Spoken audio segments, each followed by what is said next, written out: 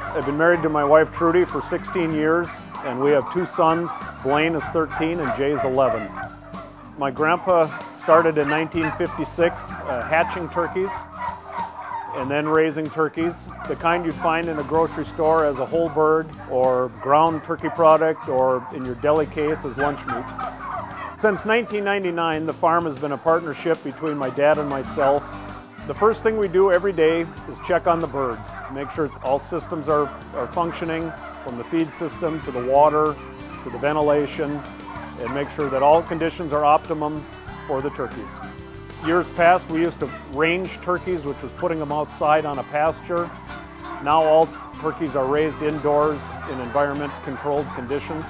When they come on the farm, they're about the size of a tennis ball, and much like a young child, newborn and young turkeys need more care, a much more controlled environment, warm, nurturing. Try and keep the temperature at 95 degrees. As the turkeys get older, we gradually lower the temperature. They generate enough body heat by themselves to keep the buildings at a comfortable temperature. It's a real sense of accomplishment that you can start with a day-old turkey and a few months later they're up past my knee.